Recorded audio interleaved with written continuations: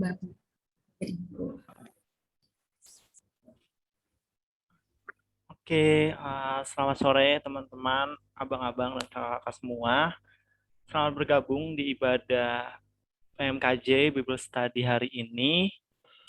Eh, Sebelumnya aku mau nyapa lagi nih teman-teman, ke teman-teman, abang-abang dan kakak-kakak. Salam teman-teman semua, selamat datang di ibadah Bible Study PMKJ hari Selasa 12 Oktober 2021 dengan tema Be I Disciple. Selanjutnya, kita akan memasuki saat teduh dan doa pembuka. Sebelum kita memulai ibadah kita hari ini, aku undang teman-teman, abang-abang dan kakak-kakak semua. Mari kita siapkan hati dan pikiran kita untuk kita fokus beribadah hari ini. Mari aku undang kita bersatu di dalam doa.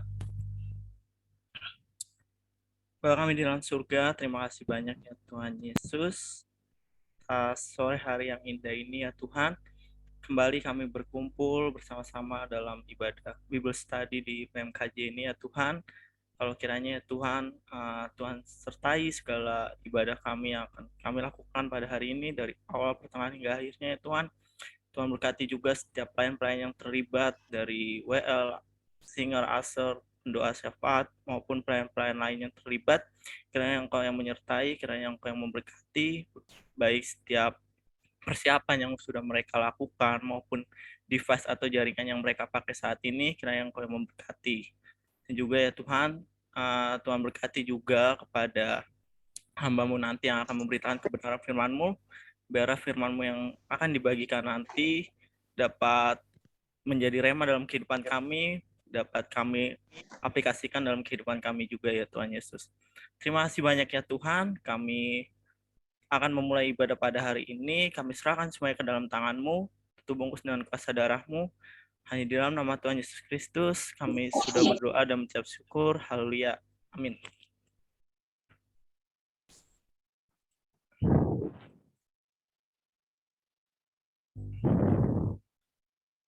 Oke, selanjutnya kita akan masuk ke dalam lagu pembukaan kita. Mengucap syukur kepada Allah karena kasih setianya yang tak pernah berhenti mengalir di dalam hidup kita. Kita mau bersorak-sorai meninggikan nama Tuhan karena kita tahu sungguh nyata kasih-Nya dalam hidup kita. Mari kita naikkan lagu pujian Sungguh Nyata Kasih-Mu. Kepada pemimpin pujian dipersilakan.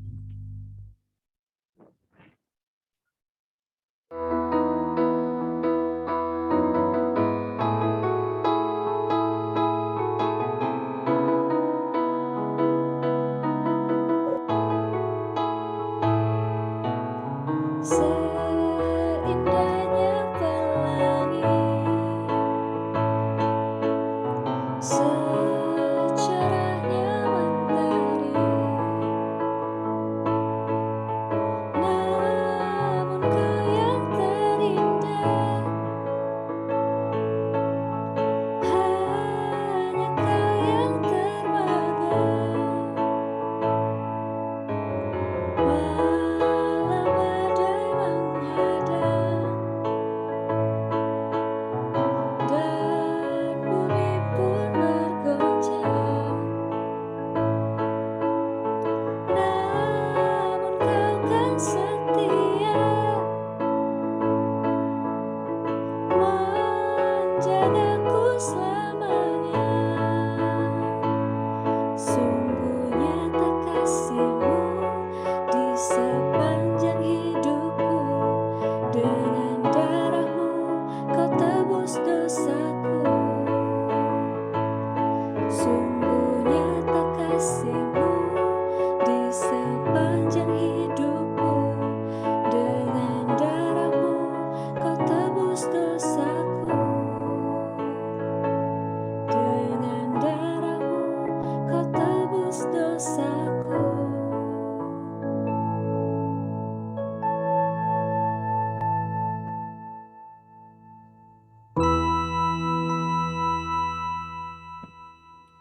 Terima kasih kepada pemimpin pujian yang sudah menaikkan pujian. Selanjutnya kita akan masuk ke dalam sharing kampus kepada POFHUI sebagai perwakilan sharing kampus yang sudah ditunjuk. Aku persilakan untuk melakukan sesi sharing.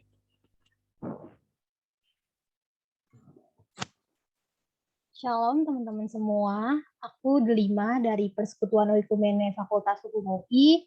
Saat ini aku mau sharing mengenai kondisi kami di POFHUI. Pertama, pada saat ini pengurus dan panitia sedang melakukan persiapan perayaan Natal POFH. Kami minta dukungan doanya teman-teman di sini kiranya Natal tahun ini dapat berjalan dengan baik. Kemudian kami juga sedang melaksanakan regenerasi pengurus untuk kepengurusan 2022. Minta doanya juga teman-teman kiranya setiap calon pengurus dapat menggumulkan dengan baik panggilan pelayanannya. Dan yang terakhir, kami juga mohon doanya teman-teman untuk pemuridan di POFHUI karena saat ini pemuridan di POFHUI masih terkendala oleh terbatasnya jarak dan waktu perkuliahan. Kiranya setiap anggota KK dan atau KTB bisa terus memiliki kerinduan yang baru untuk memuridkan dan memuridkan. Itu aja sih terkait kondisi kami. Terima kasih. Oke, terima kasih Kak Delima yang sudah men-sharingkan kondisi kampus atau persekutuan yang ada di FHUI. Selanjutnya kita akan masuk ke dalam doa syafaat kepada Feby dari FKIP UKI yang sudah mempersiapkan pokok-pokok doanya. Aku persilakan untuk memimpin di dalam doa. Oke, suaraku kedengaran? Oke, mari aku mengajak kita semua untuk bersatu di dalam doa.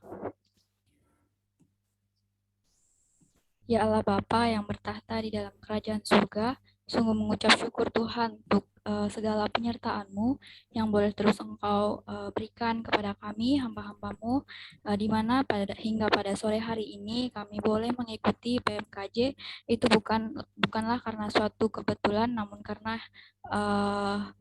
penyertaan Tuhan yang terus memberkati kami untuk mau ikut dalam PMKJ ini ya Bapak.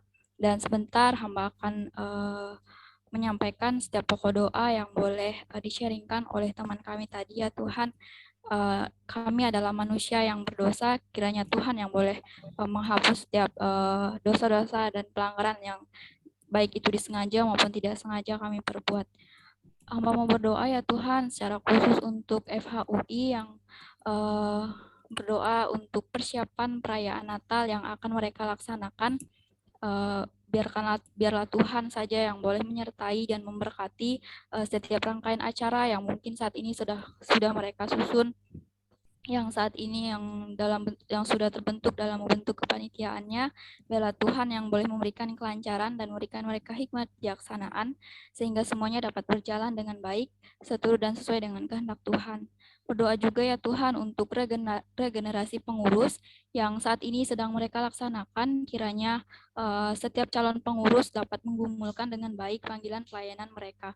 Bersyukur untuk mereka yang saat ini mungkin sudah boleh menerima dan saat ini mungkin sedang menggumulkan. Siapapun itu, biarlah Tuhan saja yang boleh menolong dan memberikan mereka jawaban yang terbaik secara khusus untuk Tuhan dalam pelayanan mereka. Dan berdoa juga ya Bapak untuk pemuridan yang saat ini dilaksanakan di FHUI yang masih terkendala oleh terbatasnya jarak dan waktu perkuliahan. Kiranya setiap kelompok kecil atau KTB juga dapat terus memiliki kerinduan untuk memuridkan dan dimuridkan. Dan hamba juga mau berdoa ya Tuhan secara khusus untuk bangsa dan negara, secara khusus untuk di Indonesia. Biarlah Tuhan saja yang boleh menyertai bangsa dan negara kami ini. Bersyukur untuk saat ini kondisi di bangsa dan negara kami sudah semakin membaik. Kami yakin ini tidak lepas dari penyertaan Tuhan yang selalu menolong dan membantu. Dan Tuhan boleh melihat apa yang menjadi kesulitan bangsa dan negara kami dari sebelumnya. Kami juga sebentar akan mendengarkan sebagian dari firman-Mu. Kiranya ya Bapa, Engkau selalu menyertai kami sehingga kami boleh diberikan kefokusan untuk benar-benar mendengarkan firman Tuhan dan boleh menjadi kekuatan bagi kami untuk bertumbuh bersama di dalam nama-Mu. Ini setiap doa yang boleh disampaikan kepadamu, biarlah ya Tuhan ini adalah doa yang terbatas, namun sebelum hamba menyampaikan, Tuhan sudah tahu apa yang akan hamba sampaikan kepadamu. Sungguh menyerahkan semuanya hanya ke dalam tangan pengasihan-Mu. Hamba sudah berdoa dan mengucap syukur. Haleluya. Amin. Amin. Selanjutnya kita akan masuk ke dalam pembacaan warta. Kepada pengurus yang sudah ditunjuk untuk membacakan warta, aku persilakan. Ya, oke. Baik, teman-teman, kita akan mendengarkan warta kita pada hari ini. Nah, di ibadah kita hari ini itu pelayan-pelayannya ada MC itu Bang Erik dari PNJ 2019. Pemusiknya ada Kak Kana dari STAN 2019 dan singernya ada Kak Indah dari FISIP UKI 2018 dan doa syafaatnya itu ada Kak Feby dari FKIP UKI 2019 dan usernya itu ada aku sendiri Ellen dari FKIP UKI 2020 dan sharing kampus kita hari ini ada Kak Delima dari FHUI. Oke, lanjut. Nah, teman-teman,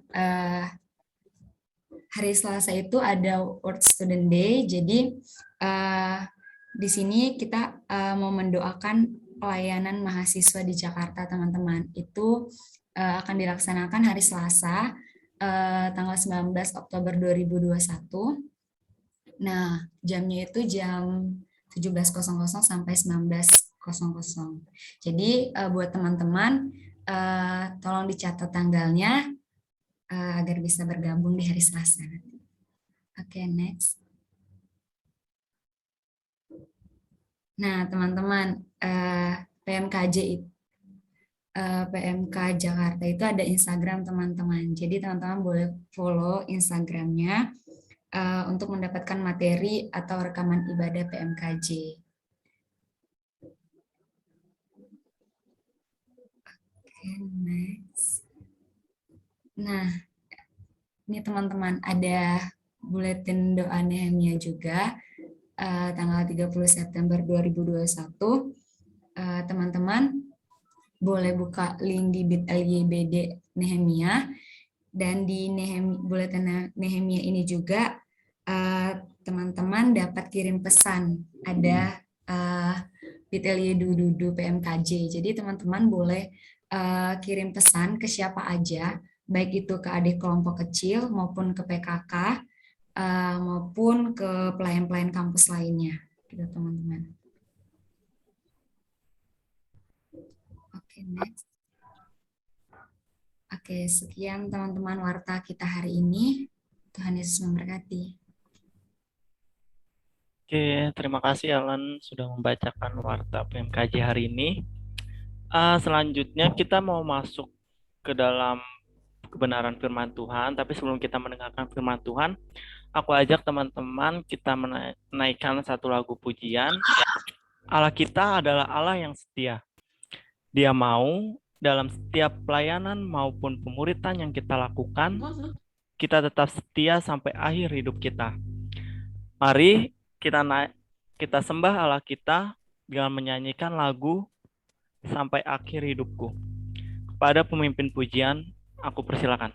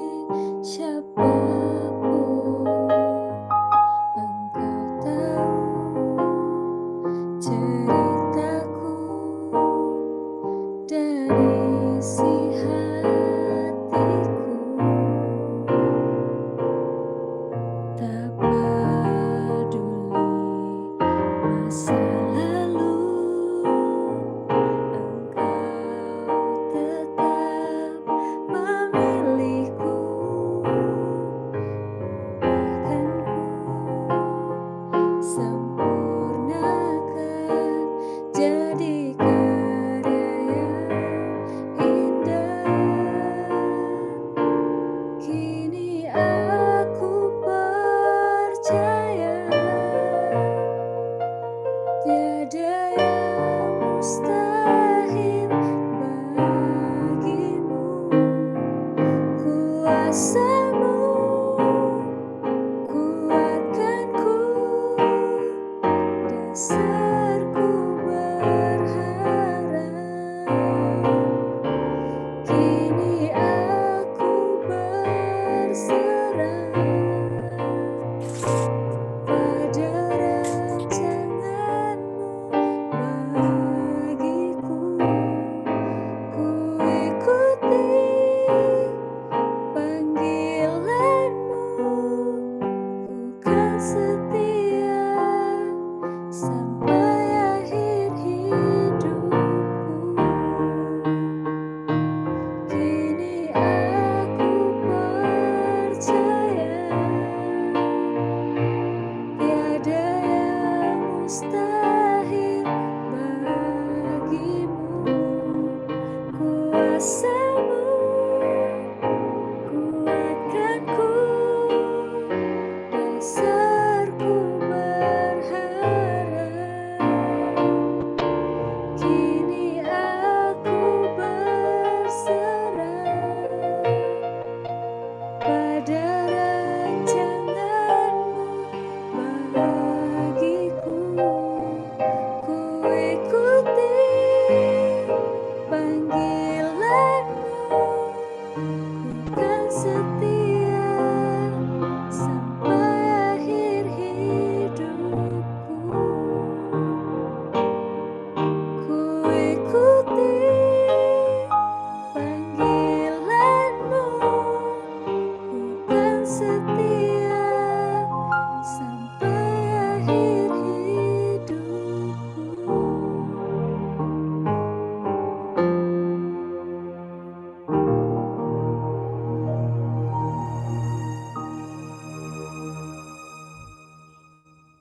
Saat ini kita akan membacakan dan merenungkan firman Tuhan. Kepada Bang Alex, aku persilakan. Mari berdoa sebelum kita membaca merenungkan firman Tuhan. Kami datang dalam ucapan syukur kepadamu Tuhan. Terima kasih buat hari ini yang Tuhan berikan bagi kami. Kami dari kampus-kampus di Jakarta, sekitarnya boleh datang berkumpul, memuji memuliakan nama-Mu, dan tiba waktunya bagi kami untuk membuka firman-Mu. Ya Tuhan, kami berdoa kiranya ketika kami akan membuka firman-Mu, bukalah juga hati kami. Jadikanlah hati kami seperti tanah yang baik, supaya ketika benih firman-Mu ditaburkan boleh sungguh-sungguh berakar, bertumbuh, dan juga berbuah nyata di dalam hidup kami.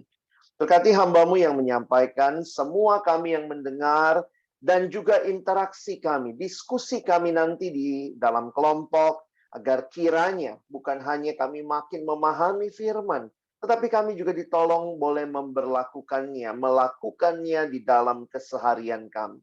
Kami bersyukur di dalam nama Tuhan Yesus Kristus, Sang Firman yang hidup, kami menyerahkan pemberitaan firman-Mu sore ini. Amin.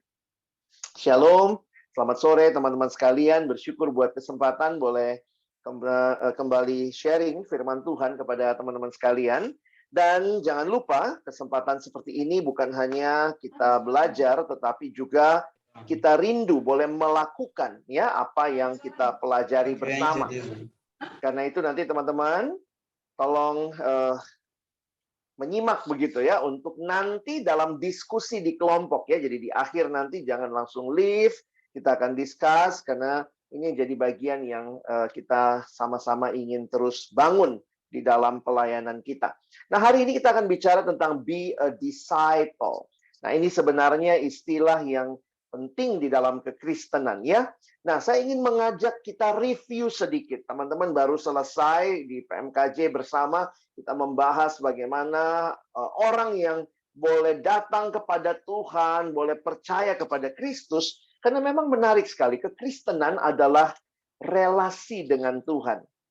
Jadi, saya mengutip satu istilah yang mengatakan Christianity isn't a religion, it's a relationship with Jesus. Ya, kekristenan bukanlah sekadar agama, tetapi adalah sebuah relasi yang hidup dengan Kristus, ya. Jadi kita bersyukur kalau kita melihat bahwa ya ini bukan sekadar, jadi kalau agama-agama yang lain, kepercayaan yang lain itu berfokus kepada ajarannya, tetapi kekristenan berfokus kepada bukan sekadar ajarannya, tetapi kepada Kristusnya. Jadi Kristen itu apa sih? Bukan cuma terima ajaran Kristen, tetapi menerima Yesusnya sebagai satu-satunya Tuhan dan Juru Selamat. Karena itu, dalam kita menghayati kekristenan, posisi ini sangat penting bagi kita, ya. Apakah saat ini kita ada di dalam dosa atau kita ada di dalam Kristus? Ini yang sangat membedakan. Bahwa ketika engkau terima Yesus, maka itu adalah sebuah perjalanan kehidupan rohani yang baru. Nah, yang menarik, di dalam kekristenan ada istilah gitu ya, kalau kita kenal Yesus, terima Dia, Yesus bilang kamu sudah lahir baru. Sama seperti seorang bayi yang lahir, maka kerinduan orang tuanya pasti mau bayi tersebut bertambah besar. Memang kadang-kadang orang tua suka ngomong, aduh nak, jangan terlalu cepat besar ya, gitu ya. Rasanya masih pengen dipeluk-peluk, dicubit-cubit. Tapi kalau orang tua lihat anaknya kecil terus, wah pasti bukan hal yang dia sukai juga. Karena itu dalam kerohanian kita, setelah kita terima Yesus, maka kita pun rindu untuk bertumbuh. Siapa yang paling rindu kita bertumbuh? Yaitu Bapa kita sendiri yang telah melahirbarukan kita melalui kuasa Roh yang Kudus. Dan kita menemukan di dalam Alkitab beberapa gambaran yang diberikan. Secara khusus kita lihat dalam Kolose pasal 2, ketika Paulus berkata kepada jemaat, kamu telah menerima Kristus Yesus. Harusnya kan titik. Wah, puji Tuhan jemaat. Kalian sudah terima Yesus, selesai. Tetapi lihat, kamu telah menerima Yesus, menerima Kristus Yesus Tuhan kita. Karena itu, nah ada lanjutannya. Hendaklah kamu tetap di dalam Dia, hendaklah kamu berakar di dalam Dia dan dibangun di atas Dia, hendaklah kamu bertambah teguh dalam iman yang telah diajarkan kepadamu dan hendaklah hatimu melimpah dengan syukur. Perhatikan teman-teman, Tuhan tidak hanya mau engkau dan saya menerima Yesus lalu selesai. Ini satu paket. Terima Yesus harus dilanjutkan dengan hidup di dalam Kristus, hidup yang mengalami pertumbuhan. Dan ini menjadi satu bagian dalam kekristenan yang selalu diingatkan. Hendaklah kamu bertumbuh, hendaklah kamu bertumbuh. Menarik kalau kalian mempelajari kitab 2 Petrus dan 1 Petrus ya, 1 dan 2 Petrus contohnya. Saya coba waktu mempelajari kitab itu ada beberapa highlight tentunya, tetapi yang Abang perhatikan menariknya begini. Pada masa Petrus menuliskan suratnya ada 2 ancaman yang dialami jemaat mula-mula. Ancaman pertama itu ancaman dari luar diri jemaat, yaitu penganiayaan dari pihak-pihak yang memiliki kebencian terhadap Tuhan Yesus serta para pengikutnya. Dan yang menarik, justru karena mereka hidup benar, hidup saleh, mereka malah dibenci. Jadi lucu juga gitu ya. Saya pikir sampai hari ini juga ada orang-orang yang justru nggak suka ketika orang Kristen hidup sungguh-sungguh benar, nggak mau nyontek, nggak mau pornografi, rasanya kayaknya, kayaknya kamu nggak benar banget begitu ya. Padahal justru kita yang benar, yang lain yang tidak seharusnya seperti itu. Di situasi yang dialami di jemaat mula-mula yang Petrus surati, ada ancaman dari luar, itu namanya penganiayaan, tapi juga ada ancaman dari dalam. Wah, gereja awal dihimpit oleh ancaman luar. Ancaman dalam ini apa? Sifatnya atau bentuknya adalah ajaran sesat yang merusak iman orang percaya. Nah, coba kalau kamu jadi Petrus, lalu kamu mesti menulis kepada jemaat yang mengalami ancaman dari luar, aduh, kalian hidup kudus, hidup benar. Kira-kira apa nasihatmu? Saya melihat surat 1 Petrus konteksnya ancaman dari luar. Yang menarik, surat 2 Petrus itu sedikit banyak ancaman dari dalam. Surat 1 Petrus banyak bicara penderitaan. Kalian kalau belajar 1 Petrus di kampus ya lihat itu. 1 Petrus, 1 pasal 1, pasal 2, pasal 3, pasal 4. Itu beberapa judul yang diberikan Eli, penderitaan, menderita sebagai Kristen, dan seterusnya. 1 Petrus, penderitaan. Apa nasihatnya? Perhatikan ayatnya. Di 1 Petrus 2 ayat 2, Petrus berkata, dan jadilah sama seperti bayi yang baru lahir, yang selalu ingin akan air susu yang murni dan yang rohani, supaya olehnya kamu bertumbuh dan beroleh keselamatan. Saya melihat dipanggil, ayo bertumbuh. Kalau kamu lihat tantangan di sekitarmu begitu sulit, maka apa yang diingatkan? Yuk bertumbuh yuk. Karena dengan bertumbuh kamu akan makin kokoh, makin mengerti panggilanmu, dan makin hidup bagi Tuhan. Oke? Nah, di surat 2 Petrus, konteksnya ajaran sesat. Perhatikan itu, ada ajaran-ajaran sesat muncul, ada guru-guru penyesat-penyesat. Apa nasihatnya? Di surat 2 Petrus ditutup, ini ayat terakhir di surat 2 Petrus. Kalian perhatikan. Tetapi bertumbuhlah dalam kasih karunia dan dalam pengenalan akan Tuhan dan Juru Selamat kita Yesus Kristus. Baginya kemuliaan sekarang dan sampai selama-lamanya. Jadi teman-teman coba kita rangkumlah bahwa setelah terima Yesus maka kita masuk dalam hidup Kristen. Yang di dalamnya kalau kita pakai pendekatan 1 dan 2 Petrus. Ada ancaman dari luar, ada ancaman dari dalam. Tetapi nasihatnya tetap sama. Teruslah bertumbuh dalam Kristus. Saya pikir ini nasihat Alkitab untuk orang yang sudah percaya. Karena itu, nah sekarang kita masuk ya. Kenapa kita di kampus mengenal P1, P2, P3, P4? Orang yang baru penginjilan, diinjili, kita bikin KKR mahasiswa baru online, kita ajak, kita lakukan pipa secara online. Teman-teman, itu bukan segala-galanya. Wah, ada sekian banyak anak-anak baru yang waktu ditantang terima Kristus, isi Google Form, mereka bilang, wah Kak, saya terima Yesus. Jangan kita selesai di situ, karena itu baru P1 ya. Kita harus lanjut lagi P2, pembinaan. Orang-orang ini harus bertumbuh, karena apa? Ini mandat Alkitab. Bagaimana dia sebagai orang Kristen yang sudah terima Yesus harusnya benar-benar bertumbuh di dalam Tuhan. Udah deh, sebenarnya itu sih yang Kak Alex mau sampaikan hari ini. Kalau kamu jadi PKK, kamu jadi pengurus. Katanya sekarang agak nggak enak, Kak, menantang orang. Kamu udah ikut pipa, yuk ikut kelompok kecil, yuk. Aduh, rasanya kayaknya gimana? Berarti kamu nggak ngerti kekristenan. Kalau kamu ngerti kekristenan, ayo ditantang. Jangan cuma seneng, aduh, anakku kecil terus. Ya udah, tinggal aja kecil terus. Udah, terima Yesus, terima Yesus. Aduh, senangnya selesai ya. Tidak. Bagi kita yang mengerti bahwa kerohanian itu bukan hanya berhenti diterima Yesus, maka mari kita berjuang. Kita di dalam anugerah Tuhan tentunya kita perlu untuk punya cara yang baik, ngomong yang tepat, kita bisa persuasi bahwa kamu butuh bertumbuh. Kadang-kadang kita memang memberikan kebebasan. Silakan teman-teman memilih ya. Tetapi di balik itu saya melihat sebenarnya poinnya begini. Ini benar-benar kebebasan yang kalian silahkan. Mau ikut boleh, nggak ikut nggak apa-apa. Atau sebenarnya ketika engkau menawarkan tetapi sebagai pemimpin, kakak rohani yang sudah tahu bahwa dia tidak hanya harusnya berhenti di penginjilan. Kita juga berlutut di hadapan Tuhan meminta, Tuhan, biarlah dia sadar dia butuh dilanjutkan pembinaannya.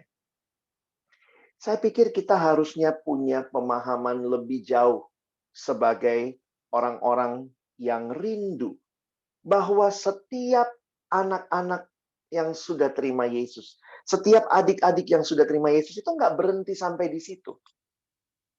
Ada tujuan Allah yang harusnya kita juga beritahukan kepada mereka, ingatkan kepada mereka. Tuhan mau kamu bertumbuh, Tuhan mau kamu semakin berubah, Tuhan mau kamu jadi berkat, dan kemudian ini menjadi sesuatu yang kita tawarkan, kita berikan untuk kita rindukan mereka boleh meresponinya. Memang bukan kepada kita respon utamanya, kepada Tuhan. Tetapi kita biarlah jadi alat Tuhan. Jadi kalau hari ini saya lihat jarkomannya ya, kadang-kadang mau menantang orang, ayo dong sekarang ikut kelompok kecil ya, kan kemarin sudah pipa misalnya, ayo kemarin sudah KKR, rasanya nggak enak kah, online, nggak pernah ketemu anaknya. Kalau kamu mengerti apa yang harusnya terjadi, maka sebenarnya di sini harus lahir kerinduan untuk memberitakan, kerinduan untuk mengajak, dan lutut yang bertelut meminta dalam doa supaya Tuhan menggerakkan hati orang itu. Karena kita cuma bisa menawarkan, tapi biarlah Dia memilih. Karena itu kita berdoa, Tuhan, kerjakanlah karuniamu. Karena pelayanan mahasiswa bukan cuma P1, teman-teman. Bayangkan kalau Yesus cuma ketemu Petrus, ya udah Petrus, wah sudah nelayan dipanggil jadi murid Tuhan. Selesai Petrus, bye-bye. Tidak. Teman-teman, ada satu hal yang menarik yang saya mau ajak kita perhatikan sebentar. Tuhan Yesus jelas mengajak. Jadi kalau kalian mau mirip Yesus, ya, aduh Kak, saya mau kayak Yesus, tapi saya nggak mau ngajak. Waduh, kayaknya nggak klop ya. Sebentar, lihat nih ayatnya. Di Matius pasal 4 ayat 19. Jadi setelah Yesus panggil murid-muridnya, kita lihat itu pemanggilan murid-murid ya, ada Simon, Andreas, begitu, murid-murid nelayan ya, Yakobus, Yohanes. Memang tidak semua, kalian bisa lihat di Injil yang paralel ya. Yesus berkata kepada mereka, mari ikutlah aku, dan kamu akan kujadikan penjala manusia. Teman-teman sederhana begini deh. Coba kalau abang ajak, yuk dek ikut saya. Kamu nanyanya apa? Mau kemana Bang Alex gitu ya. Tuhan Yesus nggak gini, mari ikut aku. Terus muridnya ngapain? Nggak tahu, ikut aja. Tuhan Yesus punya tujuan untuk setiap muridnya. Nah ini yang saya juga pikir begini, kalau kalian ngajak, ayo deh ikut kelompok kecil. Sebenarnya kita harusnya paling tidak, walaupun kita mungkin belum sampaikan ya, karena kalau kita bilang gini, ayo deh ikut kelompok kecil, supaya nanti kalau kau ikut kelompok kecil, satu waktu nanti kau jadi pemimpin kelompok kecil, anaknya bilang, aduh Kak, baru juga diajak begitu ya. Tetapi poinnya adalah apa yang ada di benakmu, apa yang ada di doamu, apa yang ada di dalam pikiranmu untuk orang-orang yang kau ajak. Jangan cuma suruh mereka ikut, tapi kamu sendiri nggak tahu akan kemana akhirnya. Tuhan Yesus jelas. Mari, ikutlah aku. Kamu akan kujadikan penjala manusia. Karena itu dari ayat ini beberapa pakar pemuridan membuatnya menjadi sebuah pola yang menarik. Dia katakan bahwa sebenarnya follow me, waktu Yesus katakan ikut aku, itu berarti ada relasi. Lalu ada tujuan intentional, tujuan yang disengaja. I will make you, aku akan menjadikan kamu. Dan ada misi di situ, penjala manusia. Jadi makanya esensi pemuridan, saya pikir kalau kita mengerti, saya nggak tahu nih kampus-kampus sudah training kelompok kecil kah, sudah training PKK pasti ya. Maka apa sih tujuannya ngajak orang ikut jadi murid? Nah, kita harapkan teman-teman memahami bahwa murid yang pertama-tama, dia punya relasi dengan Kristus, yang kemudian dia mengalami pertumbuhan rohani dan juga pelipat gandaan. Dan ini semua terjadi dimulai dari Yesus yang mengajak, mari ikutlah aku. Nah, jadi teman-teman, mari kita pahami. Nah, saya ingin mengajak ini beberapa materi yang saya sering bagi ke kampus-kampus. Kalau kita bicara pemuridan, apa sih murid itu? Kita kan mau ajak orang, yuk mari ikut aku. Kamu akan kujadikan penjala manusia seperti yang Yesus katakan. Maka ada dua istilah sebenarnya. Kita ketemu istilah Kristen, kita ketemu istilah murid. Teman-teman, saya mau sedikit bagikan tentang dua istilah ini ya. Karena di dalam Alkitab kita, ternyata waktu kita selidiki, kalau kalian mengerti bahasa asli Alkitab Perjanjian Baru khususnya, ternyata istilah Kristen di Alkitab kita tuh cuma muncul 3 kali, teman-teman. Istilah Kristen tuh cuma muncul 3 kali. Pertama kali muncul di Kisah Rasul 11 ayat 26. Paulus, Barnabas, di sini dituliskan mereka tinggal bersama-sama dengan jemaat itu 1 tahun lamanya sambil mengajar banyak orang. Di Antiokhia lah murid-murid itu untuk pertama kalinya disebut Kristen. Itu di Antiokhia mereka disebut Kristen. Ini pertama kali. Perhatikan istilahnya. Disebut. Para penafsir Alkitab sepakat nampaknya ini bukan nama yang mereka pilih untuk dirinya. Bukannya mereka menyebut diri mereka. Tetapi mereka disebut. Berarti ini nama yang diberikan oleh orang lain kepada mereka. Kemungkinan ini bulian. Ejekan. Ih, Kristen gitu ya. Karena apa? Hidupnya mirip Yesus. Mirip Yesus, Kristen. Nah, makanya kan kalau di kampus-kampus ya biasanya ya, yang binus deh, binus tahu ya. Apa anak binus disebut binusian. Ian itu di belakang menunjukkan orangnya. Orangnya binus gitu ya. Kalau Kristen, orangnya Kristus, kira-kira begitu ya. Makanya dulu pun pernah dengar istilah yang punya pemahaman pemikiran kayak Gus Dur. Disebut apa? Gus Durian. Ya, ada iannya. Jadi orang yang Gus Durian ya. Gus Durian gitu. Nah, Christian, nah kamu kalau namanya Kristen, waduh, kamu harus mirip Yesus itu namanya udah begitu ya. Tapi inilah nama yang diberikan. Nah, muncul yang kedua kali di Kisah Rasul 26 ayat 28 di hadapan Agripa. Jawab Paulus, waktu Paulus berhadapan dengan Agripa, lalu Agripa bilang begini, hampir-hampir saja kau yakinkan aku menjadi orang Kristen. Lalu nanti muncul lagi di 1 Petrus 4. Nah, ini lihat konteksnya penderitaan ya. Tetapi jika ia menderita sebagai orang Kristen, maka janganlah ia malu, melainkan adalah yang memuliakan Allah dalam nama itu. Jadi ternyata di Alkitab kita cuma muncul 3 kali kata Kristen. Ini bukan kata yang terlalu favorit. Kalau begitu, apa kata yang digunakan untuk orang yang ikut Yesus sebelum ada kata Kristen? Ternyata istilah yang dipakai adalah murid.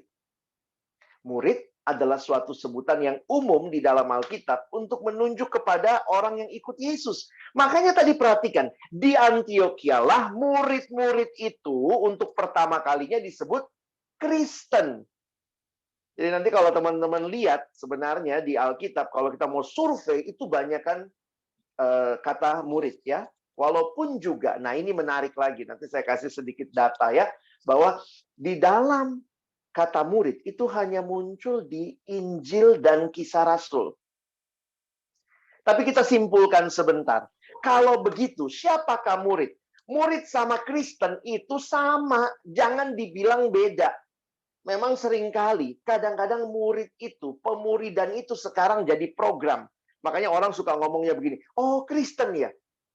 Waktu masuk kampus, oh anak Kristen ya. Mau ikut pemuridan? Hah? Kesannya Kristen, kamu bisa jadi Kristen tanpa pemuridan. Enggak. Kristen sama murid itu sama. Jadi sebenarnya nggak bisa kita bilang, saya cuma Kristen, saya nggak mau jadi murid. Waduh, kamu nggak ngerti sebenarnya. Karena Kristen, ya murid. Murid, ya Kristen. Identitas sebagai murid Kristus, itu adalah identitas Kristen. Jadi seharusnya begini, setiap orang Kristen adalah murid. Setiap murid adalah Kristen yang hidupnya harus makin mirip Yesus, yang hidupnya makin harus bertumbuh. Nah, memang prosesnya dia menjadi murid itu disebut pemuridan.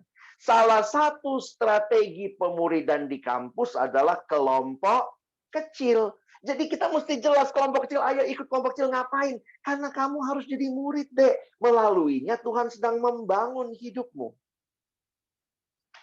Nah, sebenarnya lebih menarik lagi waktu menemukan fakta, ya. Saya kutip pendeta John Piper. Ya, dia juga kutip Kisah Rasul 11 ayat 26, tapi waktu dia membahas ini saya dapat wawasan sedikit yang lain lagi. Dia bilang begini, a disciple in the New Testament is simply a Christian. Siapa itu murid? Ya orang Kristen. Everybody that was converted to Jesus was a disciple. Yang sudah tobat dari hidup lama, dia adalah murid. Everybody that was converted to Jesus was a Christian. Karena murid sama Kristen sama. Tetapi menariknya dia bilang begini lagi. Kalau lihat-lihat istilah murid pun, kayaknya ini bukan istilah yang populer. Wah, menarik juga ya. Nah, ini penjelasan dia. Disciple was, in fact, not a favorite term for Christian as time went by. Nampaknya, it seems. Dia bilang kalau memang murid itu juga satu istilah yang luar biasa. Kenapa kita tidak menemukan, Paulus nggak pernah pakai istilah murid. Paul never uses the noun or the verb disciple. In fact, neither the noun disciple or the verb make disciples occurs anywhere in the New Testament outside the Gospel and Acts. Jadi dia bilang begini, waktu dia meneliti bahwa ternyata kata murid atau menjadikan murid itu hanya muncul di dalam Kisah Rasul dan Injil. Sehingga, nah ini kesimpulan dia bagi saya yang menarik ya. Dia mengatakan, so I think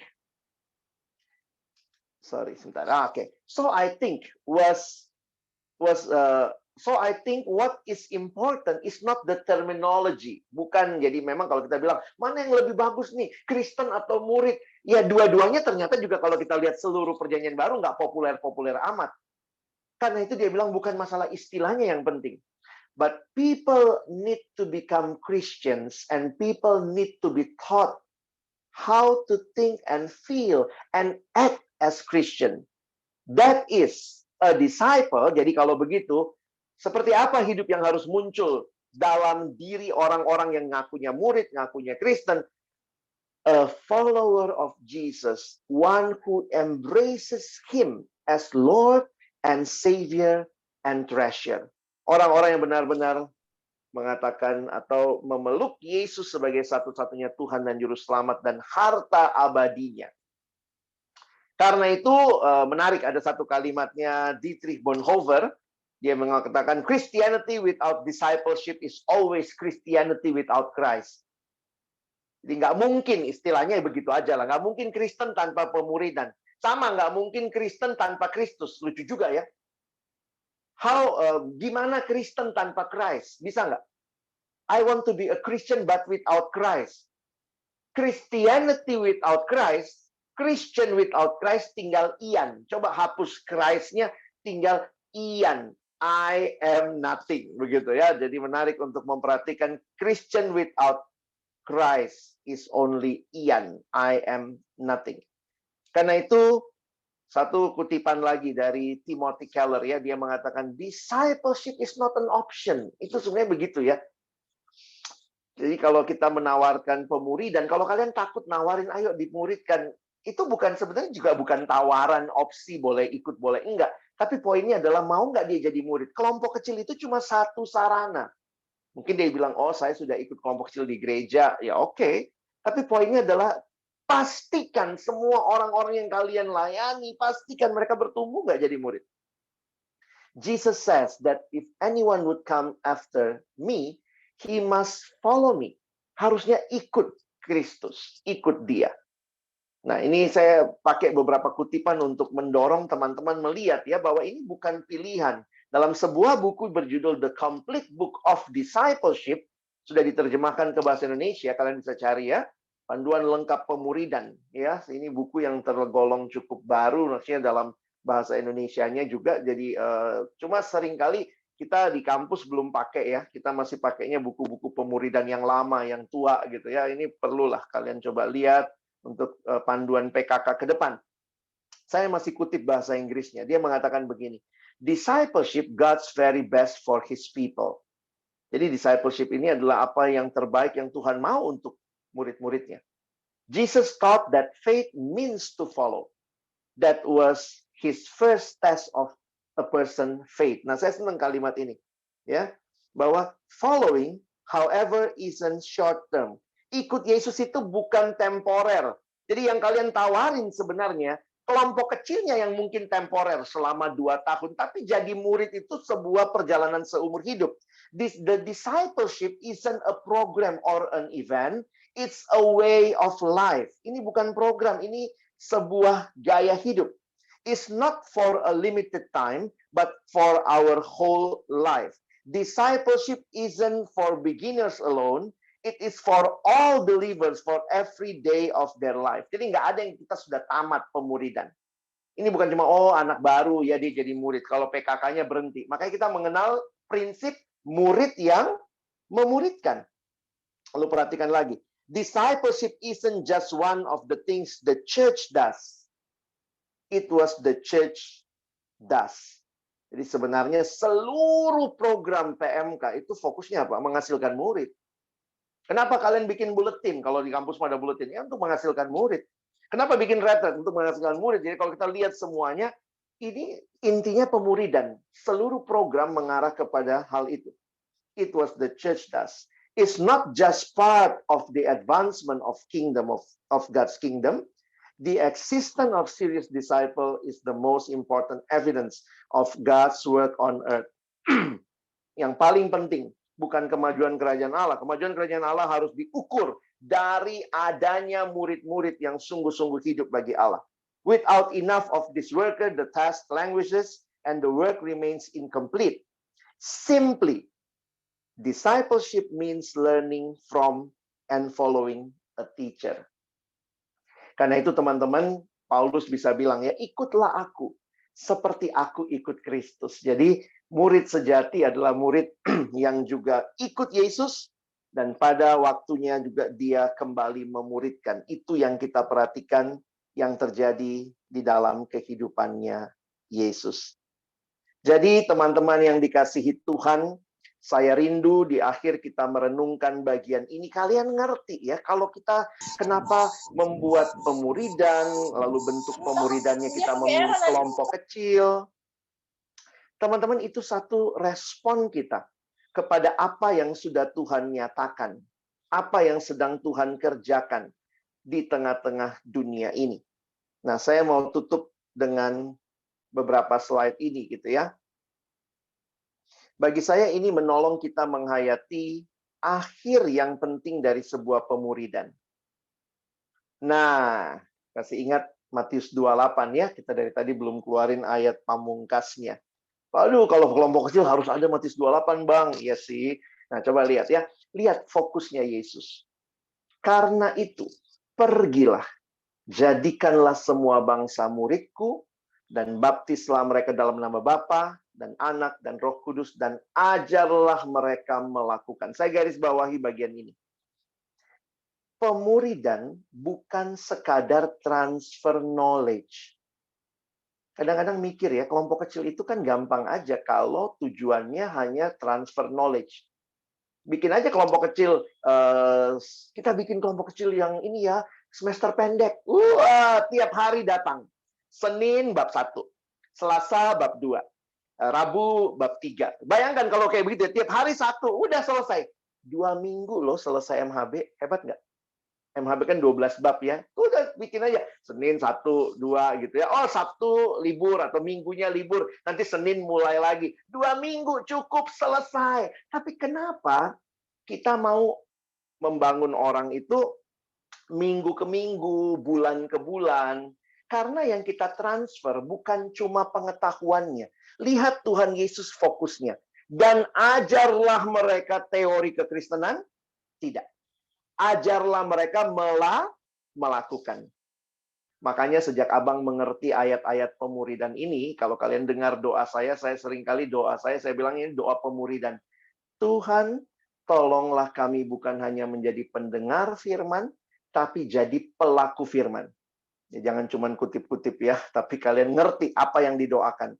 Itu doa memohon, Tuhan, saya rindu supaya saya jadi murid, orang yang mendengar firman jadi murid, karena tujuan akhirnya bukan cuma tahu banyak teori kekristenan. Itu Farisi kalau cuma teori. Karena itu kita butuh orang yang berjalan bersama. Karena itulah kalian yang sudah terlebih dahulu dimuridkan, sekarang dipanggil untuk mengajak generasi berikutnya terlibat juga jadi murid. Yuk berjalan bersama. Saya tidak lebih jago dari kamu. Saya cuma lebih dulu dimuridkan saja. Karena itu kita pakai prinsip murid yang memuridkan. Tapi kita sedang berjalan bersama mengikuti Kristus. PKK ikut Kristus, AKK-nya ikut Kristus. Jadi sebenarnya inilah yang sedang kita lakukan bersama. Makanya mungkin lebih baik tawarannya gitu ya. Bukan kamu mau ikut kelompok kecil, tapi mungkin kalian membahasakannya, Dek, mau nggak? Sama-sama kita ikut Tuhan ya. Aku juga masih sedang terus ikut Tuhan. Mau nggak kita jalan bareng? Gitu kali ya. Kadang-kadang tawarannya jangan kayak mau ikut kelompok kecil, komitmennya seminggu 1 kali, wajib persiapan apa. Kita bicara tentang I am struggling, I'm journeying menuju kepada keserupaan dengan Kristus, dan saya rindu mengajak kamu juga sama-sama. Kenapa? Kamu bisa cerita juga karena saya sudah diubah oleh Tuhan, dan dulu saya juga ditolong oleh PKK saya. Saya rindu menolong kamu juga. Kalau dia bilang, Kak, maaf saya nggak mau ditolong. Oh ya sudah, makasih ya, saya cari yang lain yang mau ditolong. Tapi kita menawarkannya dengan kerinduan, ya. Nah, saya tutup dengan 2 slide ini. Pemuridan merupakan proses transformasi menjadi serupa dengan Kristus, bukan sekadar pemberian informasi kebenaran Alkitab. Jadi kalian jangan berpikir, ayo ikut kelompok kecil, kita pakai MHB, MHB-nya harus selesai 2 tahun gitu. Kita bukan sekadar untuk menyelesaikan bahan, tetapi sebuah perjalanan ikut Yesus yang di dalamnya kita mengalami hidup yang diubahkan. Karena itu memuridkan itu life to life. Tidak sekedar mengajar mind to mind. Ini bedanya ya. Oke, kalau kalian sudah mengerti bedanya, sekarang it's your part. Kalau kalian jadi PKK yang harus mengajak atau sekarang mengajak teman-teman, kita ngerti nih.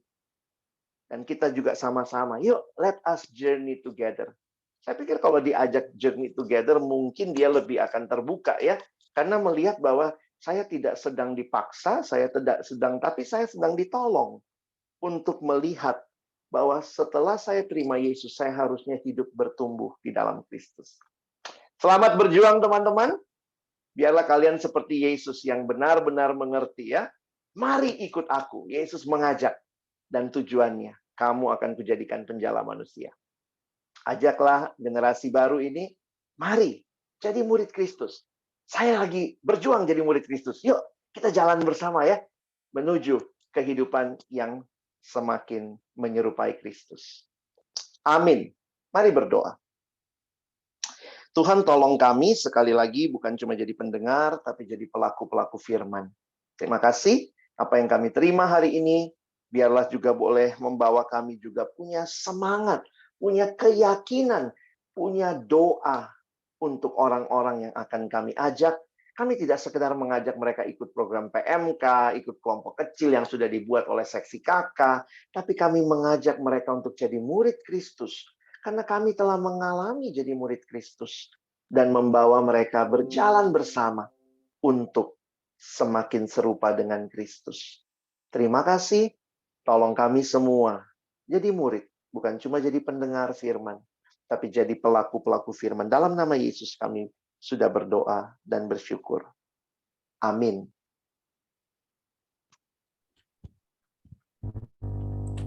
Amin. Terima kasih Bang Alex atas sharing dan renungan firman-Nya yang sudah disampaikan. Selanjutnya aku mau ngajak teman-teman kita mau menyatakan komitmen kita. Hendaknya melalui persekutuan kita hari ini, kita mau mengerjakan setiap panggilan Allah dalam hidup kita. Dengan semangat, tidak gentar, dan berserah penuh kepadanya. Tidak peduli betapa hebat rintangan yang kita hadapi, kiranya kita tetap setia melayaninya sampai akhir hidup kita. Seperti tertulis di dalam Matius 16 ayat 24, setiap orang yang mengikuti aku, ia harus menyangkal dirinya, memikul salibnya, dan mengikuti aku. Marilah kita nyatakan komitmen ini dengan mengangkat lagu penyembahan. Saya mau ikut Yesus. Kepada pemimpin pujian dipersilakan.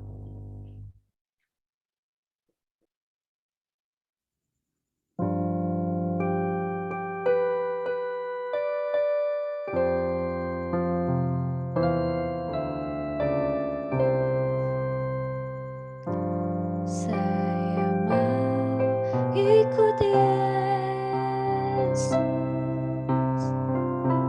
Saya mau ikut Yesus sampai selama-lamanya. Meskipun saya susah.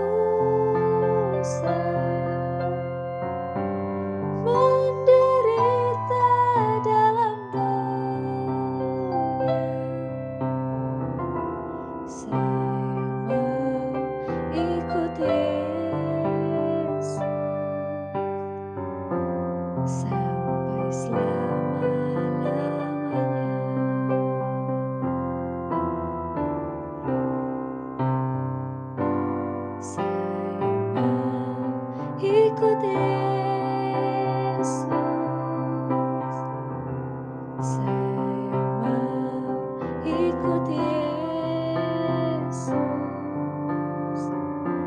sampai selama-lamanya. Meskipun saya susah menderita dalam dunia, saya mau ikut Yesus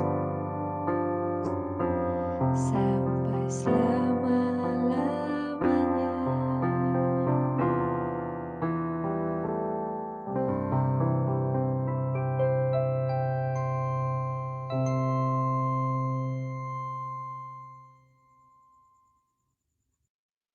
Kita akan menutup ibadah kita di dalam doa. Kepada Bang Alek, dipersilakan untuk menutup di dalam doa. Mari satukan hati kita berdoa. Tuhan, terima kasih biarlah kerinduan kami di dalam hidup yang baru yang sudah Tuhan karuniakan adalah hidup yang terus bertumbuh, semakin serupa dengan Kristus, menjadi murid-murid yang semakin hari semakin mengalami transformasi menuju keserupaan dengan Kristus. Dan bukan hanya itu, kami dipanggil juga untuk memberikan kesempatan bagi orang-orang yang ada di dalam generasi ini, mengajak mereka menjadi murid Kristus. Kami berdoa biarlah kami secara khusus yang sudah disiapkan menjadi pemimpin kelompok kecil, orang-orang yang telah dibina di dalam generasi sebelumnya, benar-benar menyerahkan diri, mengajak untuk boleh mengalami pertumbuhan di dalam Kristus bagi adik-adik kami generasi yang baru. Kami kan mungkin merasa sungkan, kami suka merasa tidak layak atau tidak bisa mengajak karena kami punya kesulitan mungkin untuk memberitakan atau mengajak orang lain. Tetapi apa yang kami dengar hari ini, betapa pentingnya hidup rohani yang terus bertumbuh. Dan apa yang sudah kami alami, biarlah menjadi refleksi kami untuk mengajak juga adik-adik kami boleh mengikut Kristus seperti pujian yang kami naikkan. Saya mau ikut Yesus. Biarlah ke depan kami boleh bernyanyi.